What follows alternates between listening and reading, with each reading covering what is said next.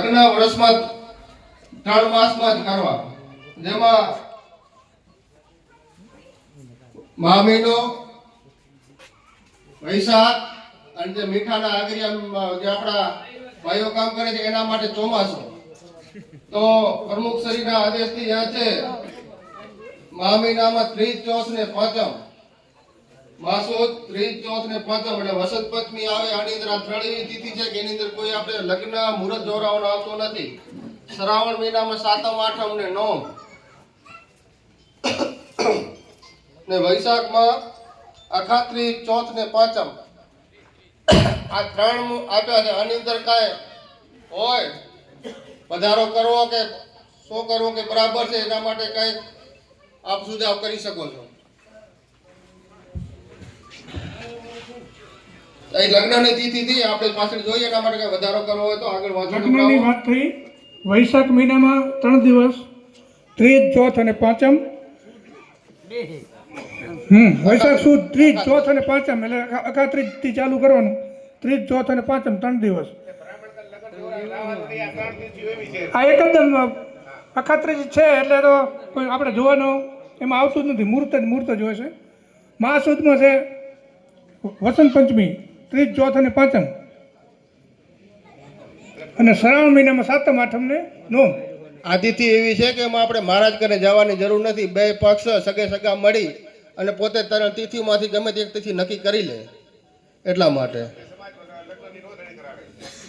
લગ્નની નોંધણી સમાજમાં જ કરાવવાની રહેશે. મહારાજ પાસે જવાનું નથી. નક્કી કરેલા માસિક મુજબ આપને જે મહિનામાં લગ્ન કરવાનો હોય તે 1 મહિના પહેલા એ લગ્ન સમાજમાં નોંધાવાના. જે આપણે લગ્નની તિથિ હોય કે ભાઈ અમારે આ તિથિ રાખવી છે, ત્રીજ વૈશાખની છે તો ચૈત્ર મહિનાની ત્રીજ એટલે મતલબ 1 મહિના પહેલા સમાજમાં નોંધાવાના. ભાઈ અમારે આ તારીખ લગ્ન કરવાની છે. લગ્ન નોંધણી સમાજમાં કરાવવાની રહેશે. નક્કી કરેલા માસિક મુજબ આપ જે મહિનામાં લગ્ન કરવાનો હોય તે 1 મહિના પહેલા સમાજમાં લગ્ન નોંધણી કરાવી રહેશે.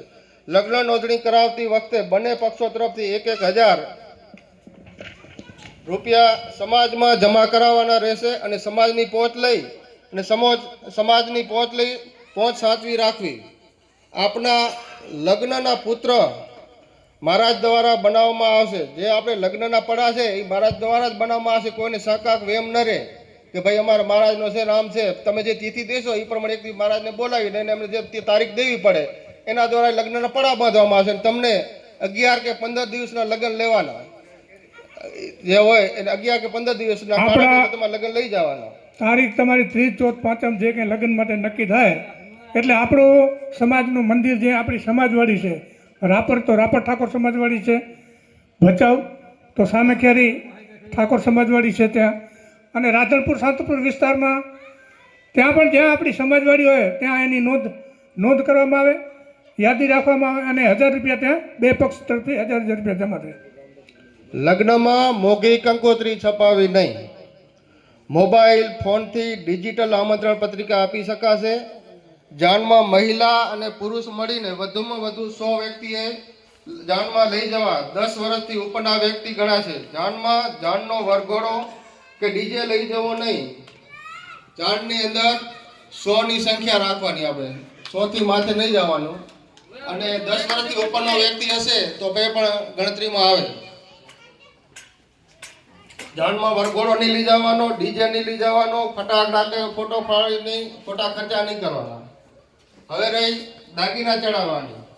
પડલાનો પ્રસંગ પુત્ર પક્ષ તરફથી જો બેન સાડી પહેરતી હોય તો એના માટે ઝાંઝરી, બુટી, નાકની વારી અથવા ફૂલ, પ્લાસ્ટિક બંગડી સેટ, મંગળસૂત્ર ચાંદીનો અથવા સોનાનો જે આપણી યથાશક્તિ પ્રમાણે. આ દાગીના. દેશી કપડાં પહેરતા હોય તો કડલા, ચૂડી, બુટી, ફૂલ યથાશક્તિ પ્રમાણે. આમાં કઈ ફેરફાર કરવાનો કે કઈ કહેવાનું હોય તો જણાવી શકો છો.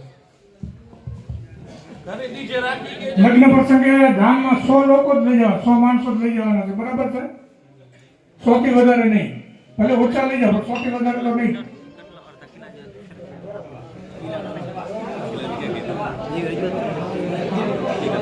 યથાશક્તિ પ્રમાણે